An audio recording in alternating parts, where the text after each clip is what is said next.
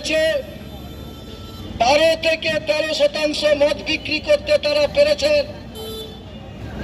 তাহলে 25-26 বর্ষে কি হবে?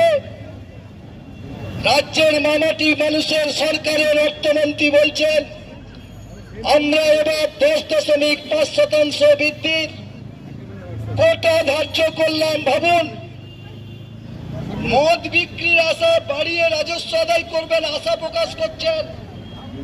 গার্জেন তো, পশ্চিমবাংলার অভিভাবক তো আমাদের দ্বারা নির্বাচিত একটা জনকল্যাণমূলক রাষ্ট্রের অঙ্গরাজ্যের সরকার তো, তারা কি বলছেন?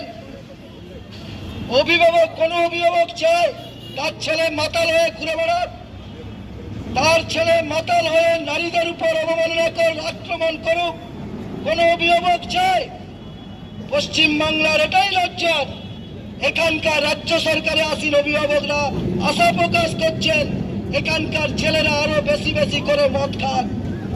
এখানটাতেই আমাদের সংগঠন, আমাদের মহিলা সংগঠন এআইএমএসএস, যুব সংগঠন এআইডিআইয়ের প্রতিবাদ বিক্ষোভ।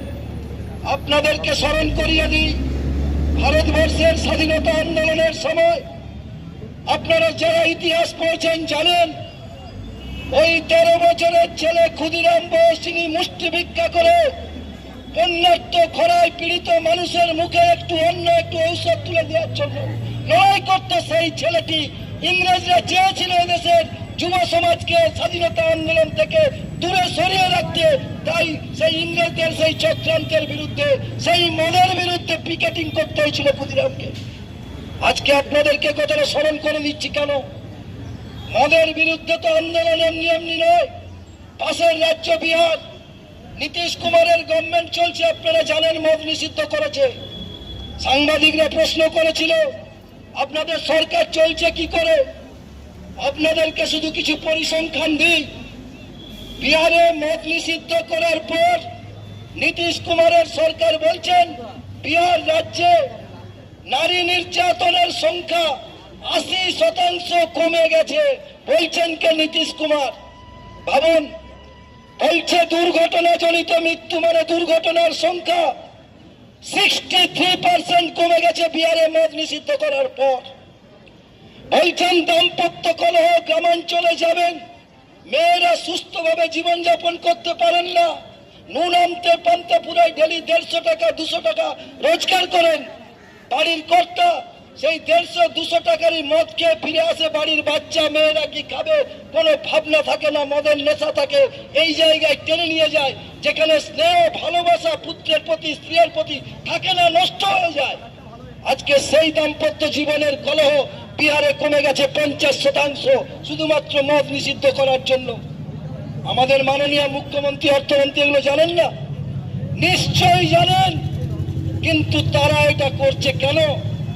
আসল কথাটা, তারা এদেশের ছাত্র যুবকরা আর্জি করে জাল ওষুধ চলবে তার প্রতিবাদ করতে হলে একটা মেয়েকে রেপ করে খুন করে দেওয়া হবে, তার বিরুদ্ধে আপনি যাতে মাথা তুলে দাঁড়িয়ে প্রতিবাদ করতে না পারেন, সেই ইমানদার, সেই চরিত্র, সেই মনুষ্যত্ব বিবেক নৈতিকতাকে ধ্বংস করে দাও, এই হচ্ছে তাদের পরিকল্পিত চক্রান্ত। আজকে আপনারা দেখছেন নেতারা গিয়ে তোলা তুলছে, তোলা না দিলে খুন পর্যন্ত করছে, বেপরোয়া ডেসপারেটনেস চলছে। যুবকরা যেখানে সেখানে মেয়েদের উপর টন্টিটকারি করছে, রাতের বেলা ট্রেনে মেয়েরা যেতে পারছে না। এ সমস্ত জিনিস চলুক, তাহলে তাদের যে অত্যাচারের স্টিম রোলারটা খুব সুন্দরভাবে চালিয়ে যেতে পারবে। ফলে প্রতিবাদকে নষ্ট করে দাও, প্রতিরোধের স্পৃহাকে নষ্ট করে দাও, যুক্তি তর্ক করবার মানসিকতাকে নষ্ট করে দাও, মানে একটা মানুষকে অমানুষ রূপে পরিণত করো। অত্যন্ত দুঃখের সঙ্গে আজ থেকে প্রায় 110 বছর আগে শ্রীকান্ত উপন্যাসে শরৎচন্দ্র দেখিয়েছিলেন ওই সিউড়ির রেল বস্তি কলোনিতে রেল মজুরদের কি দুর্দশা। সেই দুর্দশাময় অবস্থায় ওলে উঠে রোগীতে একটা বাচ্চা কাঁদছে, জল জল করে সেই তৃষ্ণার্ত বাচ্চার মুখে একটা জল দেওয়ারও লোক পাওয়া যায়নি, কারণ সন্ধ্যাবেলা ভোটকা খেয়ে অর্থাৎ মদ খেয়ে তারা আনন্দে লিপ্ত হয়ে আছে। এমন ভাবে সরকারও চাই যাতে এই মনুষ্যত্ব বিবেকের জায়গাটাকে নষ্ট করে দেওয়া যায়। তুমি পশুতে পরিণত হও, নাহলে তোমাকে দিয়ে পশুর কাজ করানো যাবে না, তোমাকে দিয়ে জোর করে ভোট লুট করা যাবে না, তোমাকে দিয়ে জোর করে অপরের গণতান্ত্রিক অধিকার কেড়ে নেওয়ার জন্য তোমাকে পাঠানো যাবে না। যদি তোমার মধ্যে চরিত্র বিবেক থাকে, অন্যায় কাজ তোমাকে দিয়ে করানো যাবে না, সেই জায়গাটাতে আঘাত করো। বন্ধুগণ, আপনারা জানেন আমাদের দল, আমাদের যে দুটি সংগঠন আজকে আমরা প্রতিবাদ করছি, এদেশের একজন মহান দার্শনিক, এ যুগের বিশিষ্ট মানুষ, যার চিন্তাধারা নিয়ে দুটো সংগঠন চলছে।